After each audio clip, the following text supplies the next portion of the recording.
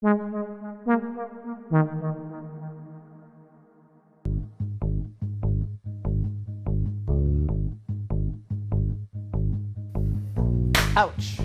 Well, I probably shouldn't tell a video interview that the moving image is going to get replaced by games because you're people of the moving image. But what I meant was that if you think in terms of big historical epics, we had an industrial age that was replaced by an information revolution. And what's happening after that, right? That's already maybe 50 years old, that computers have been invented and that we've been living in a world of information. I would argue that what we're moving into is what I call the Ludic Century, an age that's characterized by play, and that information has been put at play.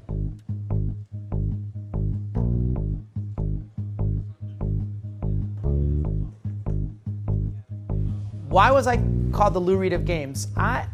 Lou Reed is a musician that worked both with the underground, the Velvet Underground, doing experimental music, but also making music that was very accessible and pop. He told stories, personal stories about his life. At the same time, his music is very philosophical. I guess if I want to flatter myself, I could say that I also do games that covers a lot of different terrain. Some of my work is on the computer, some is off the computer, some is very eccentric and personal, some is more mainstream and commercial. And I like to think that my work is expressive and experimental in a way that Lou Reed's work is as well.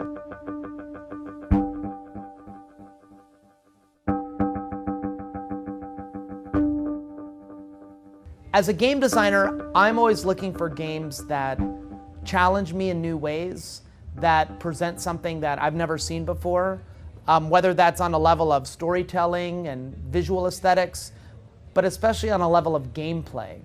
What am I doing as a player from moment to moment, and how does that experience become meaningful to me over time? Games are less like images and less like films and more like buildings that we inhabit. An architect makes a building, and people do things with it that they never expect. They designed a space of possibilities. And what people do when they enter into those spaces and inhabit them is unpredictable. That's the pleasure of being a game designer, doing things that you never expected your players to do.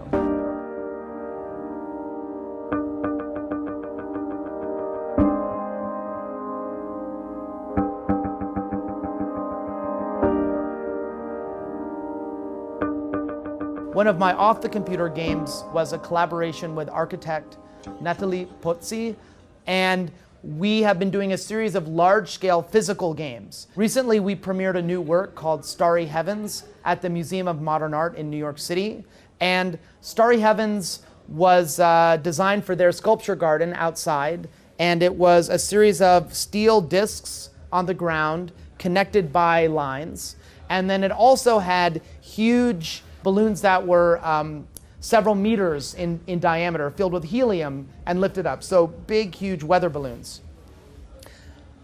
Starry Heavens was a game, and one person stands at the center called the ruler and calls out black, white, or gray, the color of the steel discs. And other players can move onto those discs as the ruler calls out that color.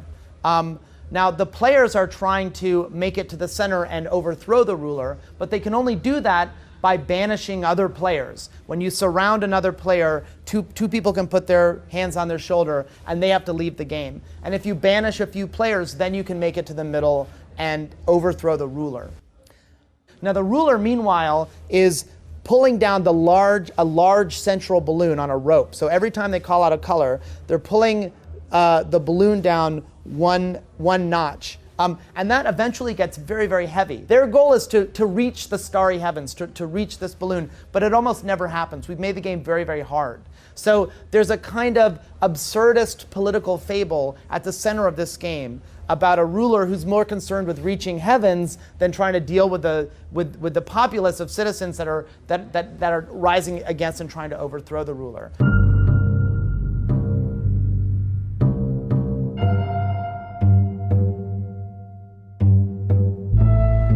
So you end up making lots of temporary alliances with other players. I'll work with you to banish this person, but in the end, I know I'm going to stab you in the back because I'm going to be the one that gets to the middle. so we're exploring how we can create meanings, but that can only be created through a game. So what would it mean for a game to be expressive in ways that only games can be? In video games today, for example, you see a lot of games imitating cinema. You look over the shoulder of a video game player, and there might be some interesting things going on, but video games are trying to kind of replicate the pleasures of cinema. For me as a game maker, I'm trying to explore forms of play that are not beholden to cinema, that aren't trying to imitate another cultural form, but are trying to do things that only games can do. Games are the embodiment of the ludic age, where it's less about receiving information like in film or television that's been put together for you, and it's much more about engaging with systems and sets of parts, people customizing their own experience of something, people creating information and using it within communities, people playing with systems. I would also say that this kind of systems thinking is what's necessary to solve our big problems today, our huge economic and environmental and cultural problems. You need this kind of systems thinking in order to understand and solve them.